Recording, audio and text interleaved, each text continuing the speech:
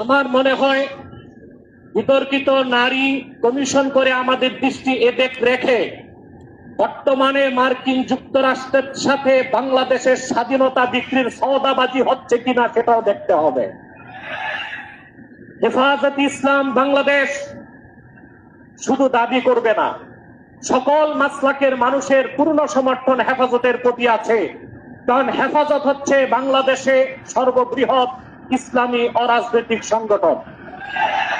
আজ আমি এই জনতার পক্ষ থেকে, বাংলাদেশের কোটি কোটি মুসলমানের পক্ষ থেকে হেফাজতের সম্মানিত আমিরের কাছে বলবো, হেফাজত রাজনীতিতে যাবে না, কিন্তু রাজনীতি নিয়ন্ত্রণ করতে হবে। 53 বছরের ইতিহাস আমাদের কলঙ্কিত। আলেম ওলামা পীর মাশায়েখ আর মাদ্রাসা ছাত্রদের পবিত্র রক্তে পা রেখে তারা ক্ষমতায় যায়, আর ক্ষমতায় যে ইসলাম ও মুসলমানকে চ্যালেঞ্জ করে।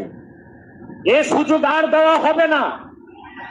অনতি বিলম্বে বিতর্কিত নারী কমিশনের সমস্ত প্রস্তাব বাতিল করলেই হবে না।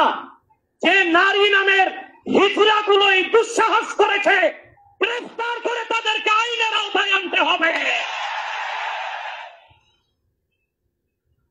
আরেকটি বিষয় হচ্ছে, ডক্টর ইউনূসকে বক্তব্য পরিষ্কার করতে হবে। 16 বছর ভারতীয় আধিপত্যবাদের বিরুদ্ধে আমরা রক্ত দিয়েছি।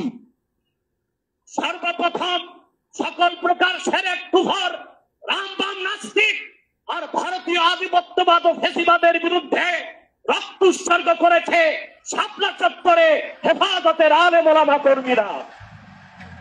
সেই আন্দোলনের আগ্নেয়গিরিতে 5ই আগস্ট ছাত্র জনতা আগুন ধরিয়েছে শুধু।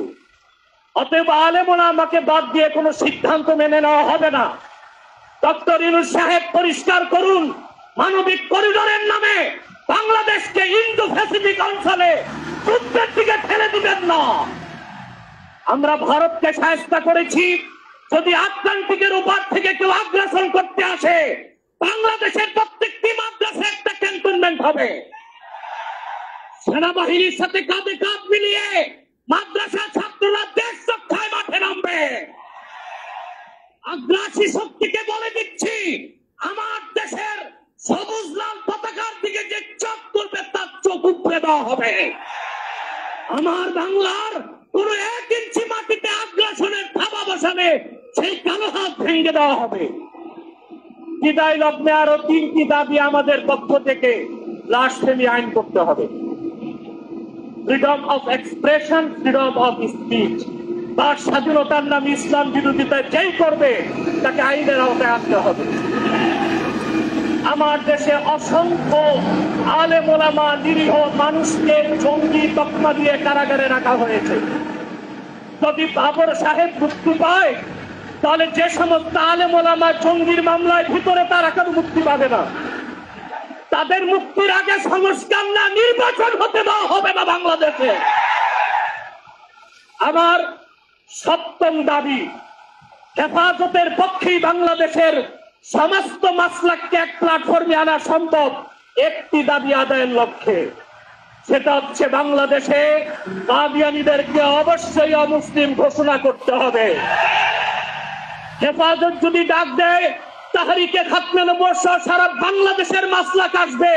আমরা কাদিয়ানীদেরকে অমুসলিম ঘোষণার দাবি আদায়ে যদি জান ও মাল দিতে হয়, কারা কারা প্রস্তুত আছি।